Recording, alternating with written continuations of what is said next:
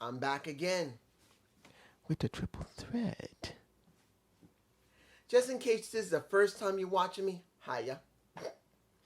The triple threat is just a basic concept of I take three things, maybe three promotions or the same promotion, and three separate things in that promotion and just talk about it. In this situation, it's NWA Power, NWA USA, and Devotion Championship Wrestling. I believe that's the name of it. Devotion Championship Wrestling, DCW. I've never seen it. I have now seen something of it, and I will give my thoughts on is it worth it. But I'm going to talk a little bit about NWA Power USA. I will give you a basic review of both of them. If you have not seen this before, I will be talking a little bit about them. Now, Power. I didn't see the last episode before this when I missed it.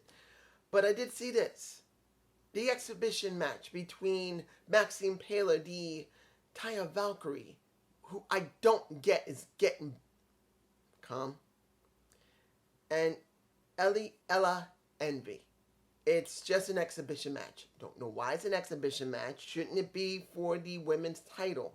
You got two big ass women in the Impaler, Max, the Taya Valkyrie, and the Ella Envy. I believe her name is Ella Envy. Because I don't remember very well yet. I keep forgetting the name. But pretty much, wouldn't have been good to have this be a number one contendership. It wasn't a bad match. But seeing that Taya again loses a match does not make me feel good. Guys, I'm sorry. Taya doesn't need to be losing on NWA. Now, I'm not asking her to win every match, but why is she losing?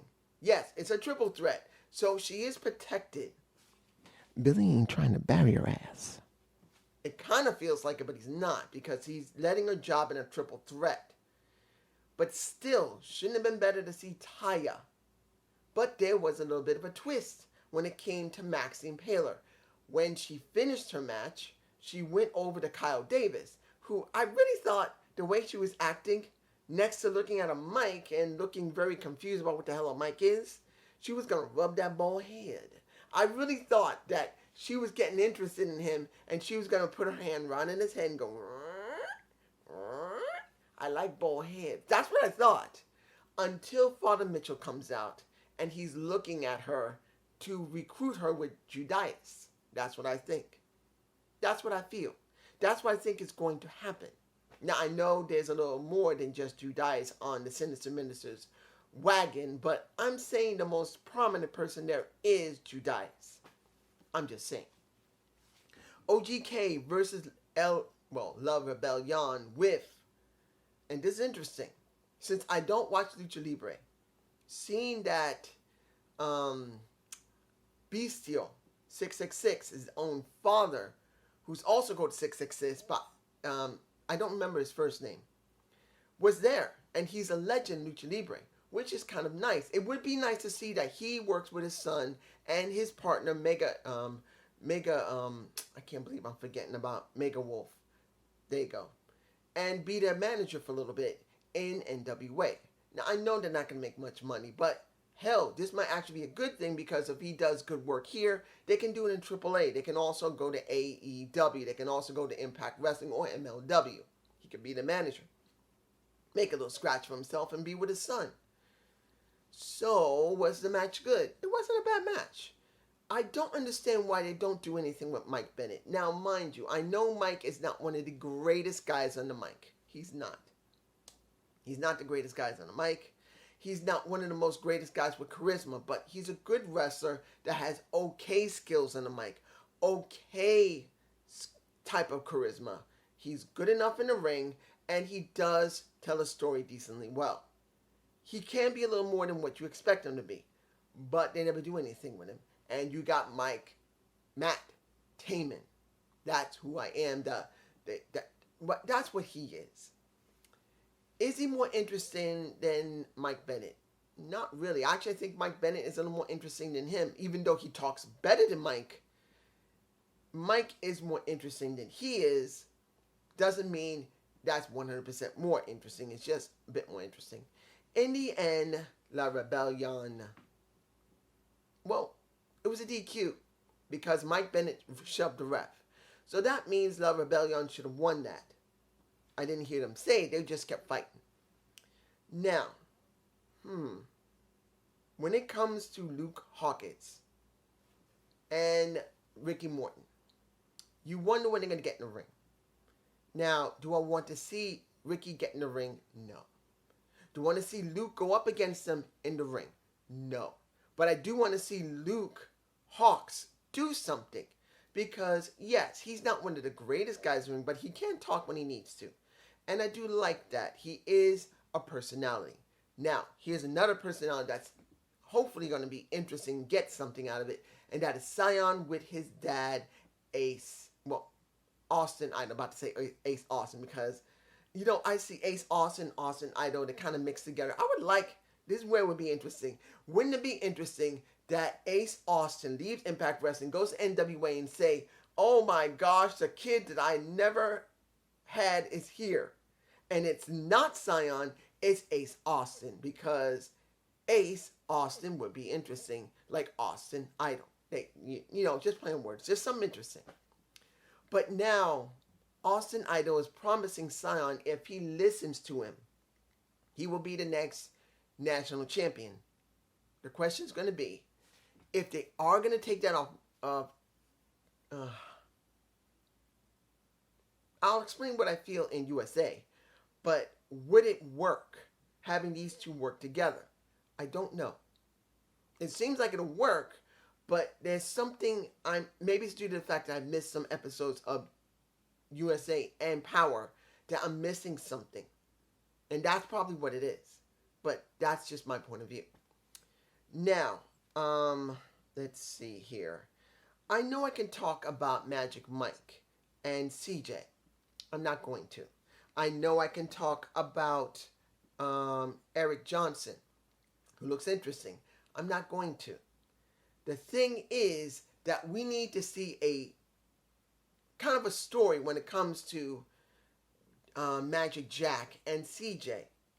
And since I have not seen that full story, I can't really comment a lot on it.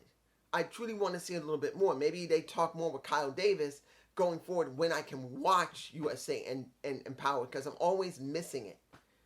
But you know what I mean. There's just something missing. Final thing I'm going to talk about is the number one contender for the world title at NWA 74. Now, we had Latimer, we had Nick Aldis, we had Brian Myers, and we had Mike Knox.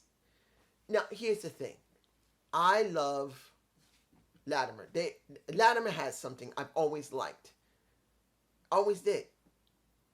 When he was Bram in Impact Wrestling, he just had something I did like. Maybe it's his attitude. Maybe it's his accent. I just know there's something about him that he could become a world champion. For that, heel or face, he would be a good world champion. But then when I saw Nick Aldis in there, no. I knew it was going to either be Nick or it was going to be Mike Knox. And it was Nick Aldis. Now, was the match bad? No, it wasn't bad. But the problem for me was that Nick Aldis was in the damn match. And it would have been better if Tom Latimer was in that match. So he'll move on with Murdoch. I'm not going to call him Trevor Murdoch. I'm calling him Murdoch. Actually, I could call him Trevor Murdoch. But the point is, I'd rather have seen Tom Latimer in that position. To be honest, I'd rather see him with a championship other than the tag titles. That's just me. Now, USA. We had, I forgot the guy's first name, but Coleman, he was in Ring of Honor. This is pre-recorded before Death Before Dishonor. I'm sure it was pre-recorded. But he was there. He had a match, and he looked really good. The guy's 45 years old. Now, he's not near the end of his career, even though they're saying that he's the youngest guy there. No, if he was 50, if he was my age, nearing 51, that is where you would say this guy is the fountain of youth. But he's 45 years old. He's still within his, he's at the tail end of his prime, but he is not done. He's still young enough to still go. And he did go well. The question is, will he do something? I'd like to see what he's going to do with the Pope. I think they should work together or go against each other. I would like to see him work with the Pope, or like to see him go up against the Pope, because both of them got a gift the gab. I could tell, even with Death Before Dishonor, and it was near the end, and I do have to say, thank you. I think I got almost, 300 views on it? Not that many likes. I'm cool with that. I think I got 5 likes, which is cool. I'm thankful that anybody even wanted to look at my video. So, thank you again. But seeing that near the tail end of the show, he and his partner kind of went off the, well, not went off the rails, but kind of got sloppy, is all right, because he is a very good talker. I just want to see him with the Pope. Now, I gotta say this. When it comes to Jamie Stanley, I like him. That little show he did was interesting. And Michelano, I can't pronounce the guy's name. I am bad with names, guys. If anyone's ever seen me before, you know I can't pronounce names to save my life. Even my name's hard to do. Here, a little story. I'm going to tell you the truth. This is something I don't say often, but I'm going to say this. Not saying my first name. If anybody's seen me long enough, you know what my first name is, but it's my government name. I'm not saying it. But when I was a child, I never used my first name. Never did. I grew up using my middle name and didn't start using my first name until I went to high school. So me always botching names was really bad. But knowing that, and this is the truth, I know it sounds like, are you crazily stupid? No. As I was growing up, I was told to sign my name. This is what I was told as a little kid, because I had to also sign not just my middle name for when I went to school, but anything that was like government required. I also have to sign my first name. And I was always confused. When my mother told me to sign this with this name, she told me, and this is what she said. She says, this is not to worry about. I asked her, why am I signing my name with this? That's not my name. She says, don't worry. It's required for you to just sign this with that name. It's not your name. I went through my life with that until I became a teenager. Until one day someone was calling me by that name and I didn't even recognize it because I never use it. Let's move on. Now, when it comes to Stanley, I like him. I do like him. I do think that little show he did was interesting. I hope to continue it. Do I believe he will? No. He got his butt kicked by the other guy. Now, if they do a longer storyline with him or more of a feud, then maybe they'll keep doing what they're doing. But do I believe they're going to continue? No. But I hope they do. And Kelly Morton versus Kobe Carino, a rematch, because they've had matches before. But this is another rematch. And right now, the Junior Heavyweight Championship going into 74 is still going to be defended by Homicide, but Kelly is now getting his shot. And if Kobe had won that match, maybe he might have been inserted into that match. Now, mind you, it could still happen, because I don't know when the 74 is happening. I think it's several months from now, but he didn't win the match. But I gotta say this. Who is the better wrestler? Is it Kelly or Kobe? In my humble perspective, Kobe is a better wrestler. He just is. He looks better. Yes, Kelly does have some good moves, but Kobe feels more consistent. He just does. He feels more consistent as a heel, how he works as a heel, how he has his charisma with a heel, as he does the story in the ring, and how he tells the story, and his charisma. That's just me. Now, both shows were pretty good. They weren't great, but they were good enough that you could watch them if you hadn't already. Now, Devotion Championship Wrestling. I saw episode 99. Now I was on the Fight. I was on Fight.com. And if you go to Fight.com, when they have their scheduling, some shows are free to watch. You don't have to subscribe or anything or pay. You can just watch it. So I decided, for this triple threat, I would take a look and see if there was anything there. So I decided, why not check out this show? It was 28 minutes long, and it was the most strangest shit I've ever seen. Now, is that a good thing? Kind of yes. But it's kind of no. Because I don't know if this is always done for every episode of Devotion. I don't. If DCW is like this, they got a bit of a problem because the way it looks, it's more highlight than anything else with one match. Because the champion had to go to a, what was it called? A 3 stages of hell match, which wasn't a bad match. And he retained. I can't remember his name right now. But leading up to that match, I'd say about, 12 to 13 minutes. When you watch it, I can't remember exactly, it's all highlights of the tournament and how this match happened, which was actually quite nice.